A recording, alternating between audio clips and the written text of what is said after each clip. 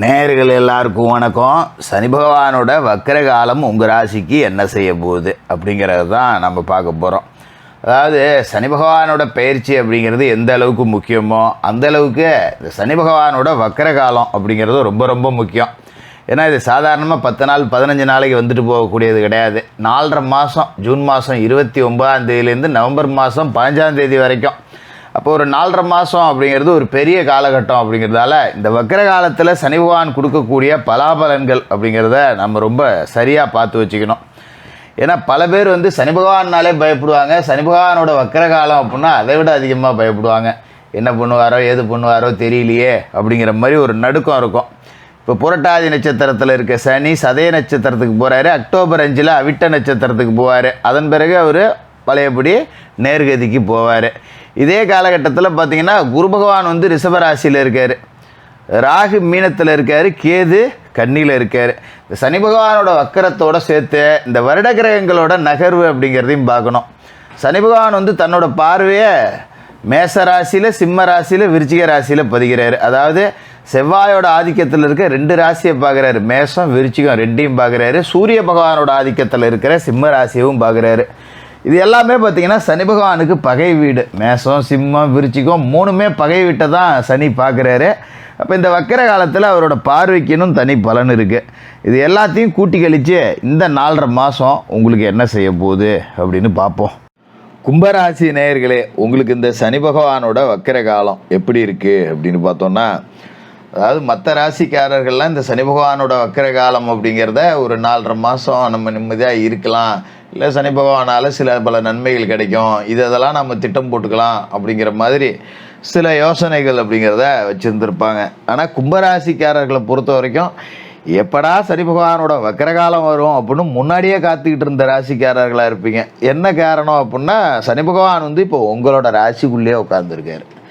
அதாவது ஏழரை சனியில் நடுப்பகுதி ஜென்மசனி இருக்கிறதுலேயே ஒரு மோசமான காலகட்டம் அப்படிங்கிறது இந்த ஜென்மசனி காலகட்டம் தான். 7.5 வருஷத்துலேயே பார்த்தீங்கன்னா விரயத்தில் இருக்கிறப்ப கூட பண விரயமாகும். அதுமாதிரி குடும்பஸ்தானத்தில் போகிறப்ப கடைசியில் கொஞ்சம் நல்லது செய்வார். ஆனால் இந்த மத்திய பகுதி இருக்குது பார்த்தீங்களா, ஜென்மசனி என்ன செய்யும்? சனி அப்பா வச்சு தான் செய்யும் அப்படிங்கிறதெல்லாம் உங்களுக்கு ஏற்கனவே தெரிஞ்சிருக்கும். ஏன்னா இப்போ நீங்கள் அனுபவிச்சுக்கிட்டு இருப்பீங்க.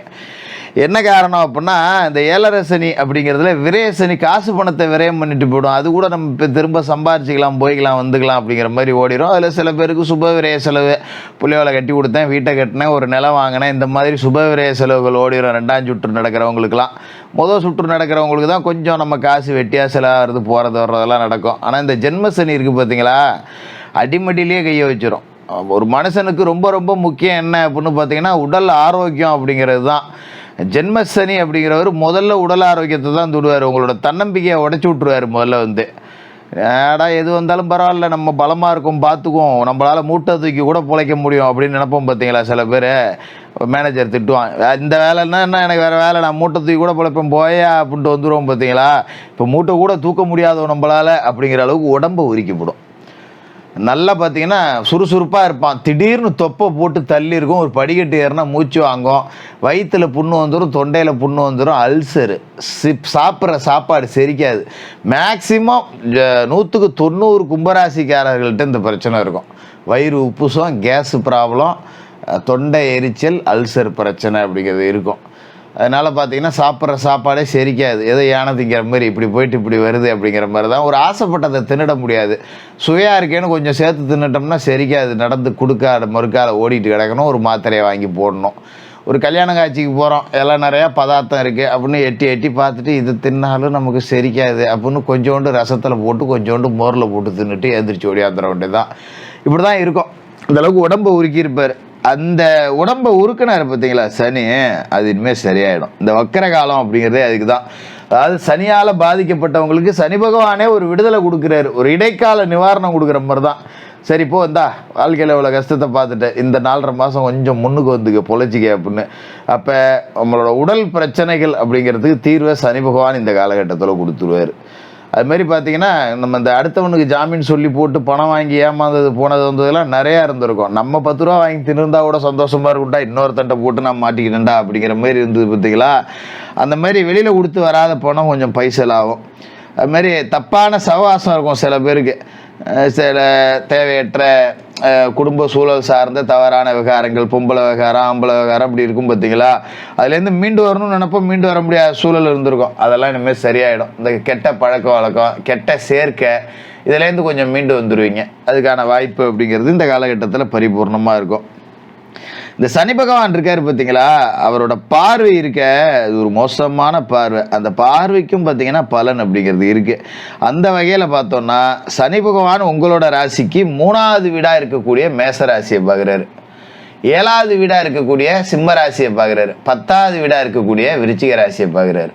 அப்போ 3 சனி பகவான் பார்த்தாருன்னா சகோதரர்களுக்குள்ள ஒரு பிணக்கு உருவாக்கி விட்டுருப்பாரு. அண்ணன் தம்பி அடிச்சுக்கிட்டு தான் கிடக்கணும், ஒரு சொத்தை கூட பிரிச்சிக்க முடியாது, பங்காளிகள் வகையில் பிரச்சனை இருக்கும்.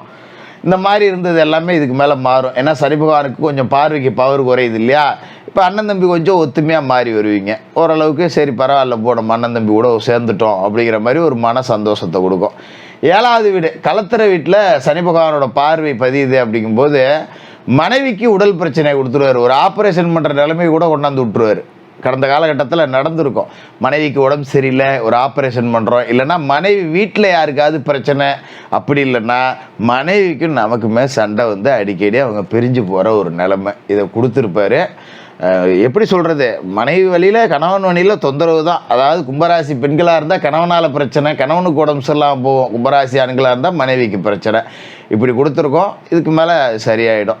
ரொம்ப மோசமான வியாதிகளால் பாதிக்கப்பட்டவங்க கூட ஒரு மாற்று மருத்துவத்தால் குணமடையக்கூடிய ஒரு காலகட்டமாக இருக்கும். அதுமாரி 10ஆம் வீட்டை பார்த்துடுறாரு. எந்த தொழிலும் செய்யலை, செஞ்சாலும் அதில் அம்மன் சொல்லி பிரயோஜனம் இல்லை அப்படிங்கிற மாதிரி தான். பேசாமல் 10 ரூபா முதலீடு போட்டு 5 ரூபாயை நட்டை போட்டு 5 ரூபாயை மீட்டு எடுக்கிறதுக்கு அந்த 10 ரூபாயை வச்சுக்கிட்டு பொத்துடாப்புல வீட்லேயே படுத்து கிடக்கலாண்டா அப்படிங்கிற மாதிரி இருக்கும். 10 எட்டாக்க படாத பாடுன்னு அந்த மாதிரி தான் பட்டிருப்பீங்க. சொந்த தொழில் செஞ்சு விளங்கியே இருக்காது. சுயஜாதகத்தில் சனி பலம் வலுவாக இருக்கிறவங்களுக்கு போட்ட காசு ஏதோ 10 ரூபா வந்துடும், நட்டம் இல்லைங்கிற அளவுக்கு. மற்றபடி எல்லாத்துக்குமே நட்டம் தான், அதில் எந்த மாற்று கருத்தும் இல்லை. தொழிலில் நாம் என்ன தான் இறங்கி உழைச்சி மாடாக உழைச்சாலும் ஓடா தேஞ்சாலும் 1 ரூபாய்க்கு பிரயோஜனம் இல்லைங்கிற நிலைமை இருந்தது இல்லையா. இதுக்கு மேலே ஏதோ தொழிலில் ஒரு கூலி வேலைக்கு போனால் வர்ற காசாவது வருதுரா, பரவாயில்ல, தொழில் லேசாக ஏந்திரிக்குது, மூடிட்டு போகலான்னு நான் கூட நினச்சேன் அப்படின்னு நினச்ச தொழில் கூட இப்போ 10 ரூபா வருமானம் இனிமேல் கிடைக்கும். ஆனால் மறுபடியும் முதலீட போட்டுறாதீங்க. ஏன்னா சனி வக்கர காலம்தான் இது, திரும்பவும் ஒரு ஜென்ம சனியாக தான் இருப்பார். அதனால் முதலீடை பெரிய அளவில் முடக்க வேணாம். ஏதோ 10 ரூபா போட்டுறீங்களா, அதை அப்படியே வச்சுக்கிட்டு பாலிசாக ஓட்டிக்கிறது அப்படிங்கிறதா இந்த காலகட்டத்தில் நல்லது. அதோட குரு பகவானுக்கு அப்படின்னு சொல்லிட்டு இந்த காலகட்டத்தில் இருக்கிற அமைப்பையும் நம்ம பார்க்கணும். குரு பகவான் எங்கே இருக்காருன்னு பார்த்தீங்கன்னா ராசிக்கு அர்த்தாஷ்டம ஸ்தானத்தில் 4வது வீட்டில். அப்போ குருவால் அந்த இடத்துல 10 காசுக்கு பிரயோஜனம் அப்படிங்கிறது கிடையாது.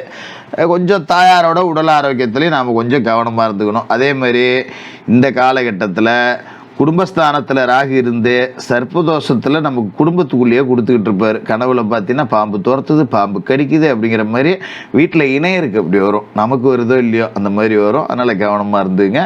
முடிஞ்சவங்க ஒரு காளகஸ்தி, திருநாகேஸ்வரம் இப்படி போய் வணங்கிட்டு வர்றது அப்படிங்கிறது நல்லது.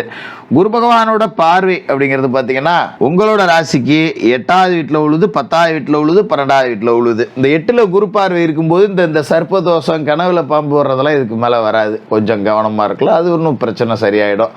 10ல் குரு பார்வை விழுவுது. ஏற்கனவே சனியும் 10 பார்க்குறாரு, இப்போ குருவும் பார்க்குறாரு. அப்படிங்கிறதால பெரிய அளவில் நட்டம் இல்லை. 10 ரூபா ஓடுது ஓடியாருது, சின்ன சின்ன நட்டம் தான் நான் தாங்கிக்கிறேங்கிற மாதிரி தொழில் ஓடிடும். குரு பார்வை அதை கொஞ்சம் பேலன்ஸ் பண்ணி விட்ருவோம். இப்போ சனிக்கு பார்வை பலம் குறையுதுங்கிறப்ப குரு பார்வையால் தொழில் நான் சொன்ன மாதிரி லேசாக எழுந்திரிச்சு நின்று 10 ரூபா லாபத்தை கொடுக்கும். 12ல் மகரத்தில் குரு பார்வை விழுவுது. சுப விரய செலவு செய்யலாம். கல்யாணம் பண்ணலாம், வீடு கட்டலாம், பிள்ளைகளுக்கு திருமணம் செய்யணுமா செஞ்சு வைக்கலாம், கோயிலுக்கு ஏதாவது நேர்த்தி கடன் இருக்கா செஞ்சு பார்த்துடலாம். இந்த மாதிரி சுபவிரய செலவுகள் என்னென்னலாம் உங்களால் செய்ய முடியுமோ அதை செஞ்சுங்க. தேவையில்லாத மருத்துவ செலவுகள் அப்படிங்கிறது குறையும்.